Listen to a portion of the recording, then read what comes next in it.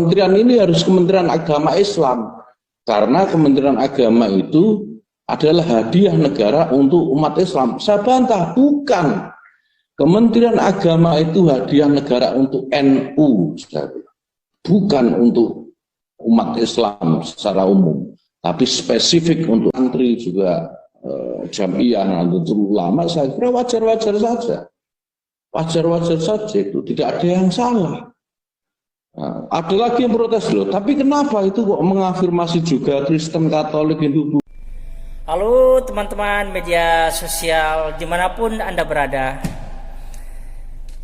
Kali ini kita akan mengkritisi pernyataan dari Menteri Agama Yakut yang telah menimbulkan polemik dan keresahan di masyarakat. Pernyataan Menteri Agama bahwa Kementerian Agama itu adalah pemberian negara secara khusus, secara spesifik untuk NU, bukan untuk umat Islam secara keseluruhan. Ini benar-benar tidak bisa kita biarkan, harus kita kritisi. Pernyataan Menteri Agama ini tidak memiliki landasan akademik, karena secara historis tidak seperti itu. Nah, mari kita mulai.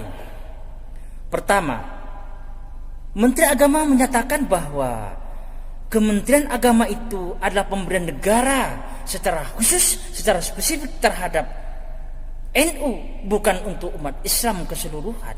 Ini mencerminkan bahwa Kementerian Agama sebagai sebuah lembaga negara telah di bawah kepemimpinan Menteri Agama Yakut telah melakukan diskriminasi, telah melakukan ketidakadilan, padahal masyarakat itu mempunyai hak konstitusi untuk memperoleh layanan dari lembaga negara tersebut. Itu satu. Nah, yang kedua, pernyataan itu tidak memiliki landasan akademik. Artinya Menteri Agama tidak bisa mempertanggungjawabkan itu. Buktinya belakangan ini Menteri Yakut mengklarifikasi bahwa pernyataan itu hanya untuk konsumsi internal NU, hanya untuk memberi semangat kepada warga Nahdien, mungkin para santri. Tetapi coba kita analisa logikanya. Kalau ini untuk internal, apa bedanya? Narasi ini diungkapkan secara internal atau eksternal di kalangan warga NU atau secara umum, sama-sama narasi yang harus dipertanggungjawabkan. Itu satu. Nah, yang kedua, pernyataan ini kemudian kalau dikatakan untuk memberi semangat, narasi itu tidak kena. Karena bahasa motivasi itu tidak seperti itu. Motivasi itu menggugah bagaimana ada semangat dari para santri atau dari para warga Nahdien itu. Misalnya, hey, saya ini dari kalangan Nahdien bisa menjadi menteri, maka kalian bisa juga jadi menteri. Menteri Agama seperti saya, misalnya seperti itu. Jadi narasi yang disampaikan oleh Menteri Agama itu menjadi sangat tidak logis kalau itu dikatakan sebagai penyemangat.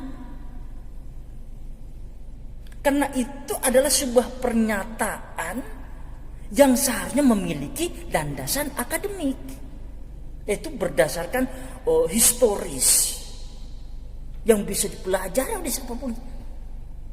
Tapi kan ini tidak. Nah, tetapi begini, harus kita kritisi. Artinya Menteri Agama menyatakan seperti itu Apa yang paling mengganjal adalah bahwa itu tadi yang pertama. Yang kedua yang paling mengganjal, kata dia, jadi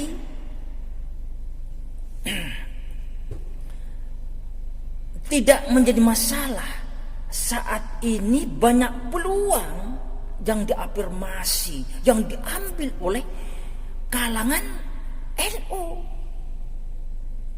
Ini sesungguhnya ada logika terselip menafikan warga di luar NU. Itu yang saya katakan, ini tidak adil, bersikap diskriminatif. Oleh karena itu, masyarakat yang memiliki hak konstitusi untuk memperoleh layanan, khususnya umat beragama di bawah lindungan Kementerian Agama ini, harus menuntut, pertama, secara radikal kita minta bahwa Menteri Yakut secara etis harus mundur. Tapi kan tidak mungkin dia mundur. Tidak mungkin, tidak enak, gajinya sekian, punya fasilitas sekian. Tidak mungkin. Oleh karena itu,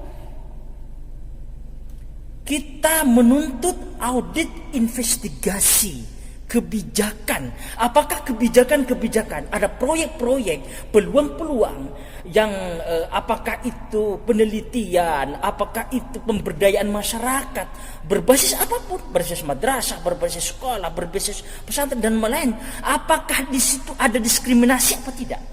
Kalau di sana ada diskriminasi, kesimpulannya dalam audit nanti ada diskriminasi, maka ini dapat dikategorikan sebagai korupsi kebijakan. Korupsi kebijakan. Corruption of policy. Dan itu harus dipertanggungjawabkan oleh menteri. Layak diduga dari pernyataan itu. Nah, yang kedua, kita meminta kepada DPR. Kok DPR ini diem? Ini curiga saya. Mestinya Komisi 8 itu harus segera peka terhadap persoalan ini, dan dia memanggil Menteri Agama sebagai partner kerjanya dan minta pertanggungjawaban terhadap pernyataan itu. Karena ini menyangkut kepentingan masyarakat secara luas. Kok diam-diam saja DPR ini, seolah-olah tidak menjadi wakil masyarakat gitu loh. Ini aneh ini, ada apa ini? Tapi memang kualitas DPR layak dipertanyakan kalau begini. Nah, yang ketiga, kita minta Presiden segera memanggil dia dan mencopot Menteri Agama. Karena ini adalah lembaga negara yang seharusnya digunakan untuk kepentingan masyarakat luas, yang adil, fair. Tapi kalau Presiden tidak mau mencopot itu, ya sudah. Berarti memang Presiden tidak menginginkan ada perubahan, tidak menginginkan ada good government. Itu kesimpulannya. Dan kewibawaan negara akan terus terdegradasi secara moral. Jadi terus saya mengajak masyarakat untuk terus mengkritisi. Agar apa? Agar masyarakat ini menjadi lebih baik di masa depan.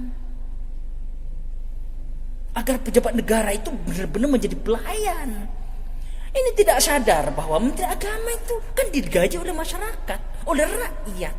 Loh, tapi kok bersikap diskriminatif? Itu loh duduk soalnya. Sekali lagi, kita terus kritisi. Demi terciptanya peradaban yang lebih baik di masa depan. Dan terus ke depan, ini harus kita soroti Departemen Agama ini, Kementerian Agama ini. Bagaimana presiden yang akan datang itu? Kalau bisa menteri nggak usah dari NU, tapi orang dari kalangan yang memang netral, dia bisa dipercaya untuk bersikap adil.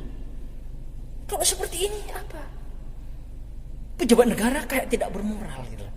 Itu seharusnya dia itu bersikap menjadi pelayan publik. Itu kata kuncinya.